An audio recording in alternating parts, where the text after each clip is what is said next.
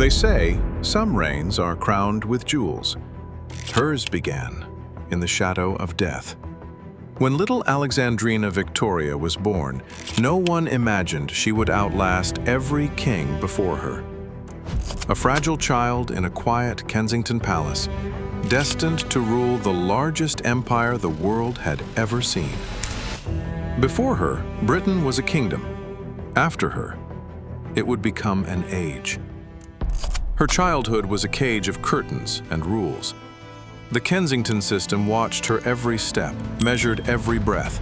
No friends, no freedom, only tutors, corridors, and whispers of one day. They tried to make her obedient. They only made her unbreakable. Her uncles hunted for heirs, but fate kept closing doors. One by one, older royals died without children. Victoria moved closer to a crown she did not ask for. At 11, she was shown a family tree. Her finger ran along the line. "I am nearer to the throne than I thought," she whispered. She grew up under constant eyes, but never under their influence. Behind polite curtsies lived a steel will. She wrote in her diary, sketched her fears, argued with her guardians. They treated her like a pawn. She was quietly preparing to become a queen. Then came the morning that changed everything.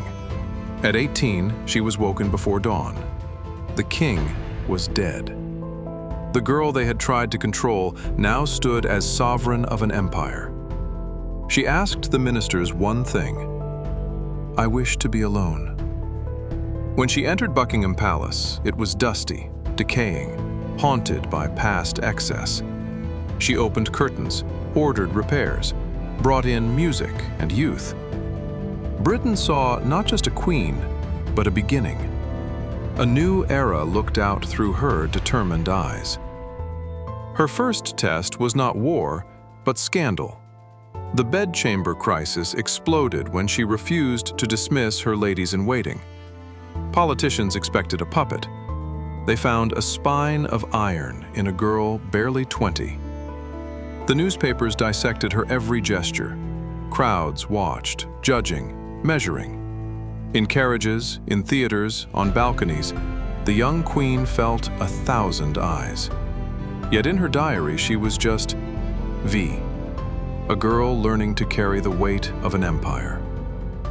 Then he arrived, Prince Albert of Saxe-Coburg. Shy, musical, thoughtful, with serious eyes and a mind as restless as hers. Protocol demanded he wait. Instead, Victoria broke centuries of tradition and proposed to him herself. Their marriage became the engine of an era. He brought discipline, vision, and plans. She brought power, charisma, and the crown. Together, they turned a ceremonial monarchy into a working partnership. The Victorians had found their center. Beyond palace walls, the world was exploding with change. Steam engines roared across fields. Smokestacks pierced gray skies. The Industrial Revolution turned villages into cities overnight. The empire ran on iron, coal, and human ambition. Victoria rode the new railways, shocking conservatives. A queen in a train, faster than any monarch had ever traveled. To farmers by the tracks, she looked like a blur of velvet and gold. The crown was learning to move at the speed of steam. Albert dreamed bigger than palaces. He imagined a temple to progress itself. Glass, iron, invention under one roof. The Great Exhibition of 1851 turned London into the showroom of the world, and Victoria into hostess of modernity. But for every glittering hall, there were dark alleys. Child labor in factories, slums packed with the poor, disease sliding through overcrowded streets. Her name crowned the age, but its conscience was still under construction. The empire stretched across oceans. Red blotches on the map marked territories ruled in her name. India, Canada, Australia, Africa. Millions of people who would never see her face, yet lived under her laws. The sun, they said, never set on her dominions. At home, she balanced on a tightrope of tradition and change. Parliament gained strength, newspapers gained voice, the middle class gained money. A constitutional monarchy was being carved, slowly, painfully. Her crown shone brightest when it learned to share light. She was not just a symbol, she was a mother. 9 children filled nurseries, staircases, and portraits. Their marriages would weave a web across Europe's thrones. One day, they would call her the grandmother of Europe. Yet even queens bleed grief. In 1861, Albert fell ill and never rose again. The man who had been her anchor vanished into darkness. Black crepe replaced jewels. Laughter drained from Buckingham's halls. She withdrew from public life. Curtains closed. Appearances ceased. Crowds muttered that their queen had abandoned them for her sorrow. Monarch and nation drifted dangerously apart. But duty is a relentless caller. Advisors pressed, newspapers criticized, streets grumbled. Slowly, painfully, she stepped back into the light. Not the girl queen of before, but a widow empress armored in mourning. As decades turned, the empire swelled to its greatest reach. New colonies, new treaties, new wars fought in faraway lands. Ships carried her profile on coins to coasts she would never see. Her name became shorthand for power itself. Yet beneath the red map, tensions boiled. Irish famine, colonial uprisings, protests for reform. Telegraphs carried bad news faster than any king had known before. Rule over millions came with echoes of unrest. In India, she became Empress. Titles piled upon her name like jewels on a crown. But the land she ruled from afar was more complex than any ceremony. Empires look simple on paper. They are never simple in lives. Technologies raced faster than law or custom. Photography froze her image. The telegraph shrank oceans. Railways stitched nations together. For the first time, a monarch's face could be seen by millions who would never stand in her presence. From drawing rooms to factories, Victorian values spread. Respectability, restraint, moral codes carved into stone. Publicly, the age preached discipline. Privately, it wrestled with desire, hypocrisy, and forbidden lives. Writers and thinkers sharpened their pens. Dickens walked through slums and brought their ghosts to print. Darwin questioned creation itself. In the shadow of her crown, ideas rebelled against old certainties. Abroad, her grandchildren wore crowns in Berlin, St. Petersburg, Madrid. Family dinners at Osborne House could have doubled as European summits. But bloodlines do not prevent rivalries. The seeds of future wars sat politely at her table. As she aged, Britain changed around her. Electric lights replaced gas lamps. New political parties rose. Workers demanded rights. The empire marched forward, but its queen began to move in slow, careful steps. Her golden jubilee marked 50 years on the throne. Streets flooded with cheering crowds from every corner of the empire. Carriages, banners, and foreign dignitaries formed a living map of her dominions. For a moment, monarchy and masses breathed in unison. But even Jubilee light casts long shadows. Booming trade masked poverty. Imperial pride masked injustice. The very industries that enriched Britain blackened its skies and its conscience. Her diamond jubilee at 60 years on the throne felt almost unreal.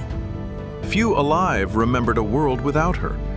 She had watched prime ministers rise and fall, wars start and end, and inventions redefine existence. She had become less a person, more an era wrapped in flesh. Yet inside, she was still the girl from Kensington with a stubborn pen. She wrote letters late into the night, advised ministers, scolded children, worried over soldiers at war. Behind the granite statue grew an old woman who still cared. The Boer War darkened her final years. Reports of guerrilla fighting and concentration camps flowed in from South Africa. Victory looked uglier than it had in her youth. Empire now carried a bitter aftertaste. Her health faltered, but her mind clung to the details. Cabinet disputes, colonial reports, family quarrels. She reigned for 63 years, longer than any British monarch before her. The young girl of 18 had become time itself. In January 1901, the end finally came. Family gathered at her bedside. Outside, the empire held its breath across continents and seas. When she exhaled for the last time, an age exhaled with her. Black cloth draped over cities, cannons fired in morning salutes from ships on every ocean. In London, India, Africa, Canada, Australia, bells tolled for a woman most had only seen in portraits. The world paused for a queen it thought would never die. She left behind railways and slums, libraries and prisons, parliaments and colonies. Progress and oppression marched side by side in her shadow. Historians would argue whether her age was golden or iron. The truth, as always, was both. To some, she was a symbol of suffocating morality. To others, of stability and duty. To radicals, she was the face of an empire they wished to end. A single figure, refracted into 1,000 opinions. But look closer, and another picture appears. A young woman terrified, yet resolute. A widow who turned grief into armor. A ruler learning to bend, not break, as the world reinvented itself around her. Her Britain built museums, universities, and global trade routes. It also built systems of exploitation that would later be challenged and dismantled. The Victorian age did not solve history. It complicated it forever. They joked about stiff collars and strict manners. But beneath the lace and etiquette, her reign normalized something radical. A monarchy that survived by yielding, by adapting instead of exploding. From her time onward, British monarchs would not rule like medieval kings. They would reign while governments governed. The crown became less a sword and more a mirror, reflecting the nation back to itself. Traces of her age still live in our words. Victorian houses, Victorian novels, Victorian morals. Her name slipped from a person into an adjective. Not many lives rewrite the dictionary. She did not invent the empire, the factories, or the faith of her people, but she held them together through revolutions of steam, thought, and power. In an age when everything changed, she became the fixed point on the horizon. Queen Victoria did not merely wear a crown. She turned a lifetime into an era. 6 decades of ink, steam, sorrow, and steel. She entered history as a small, sheltered girl. She left it as the face of a century.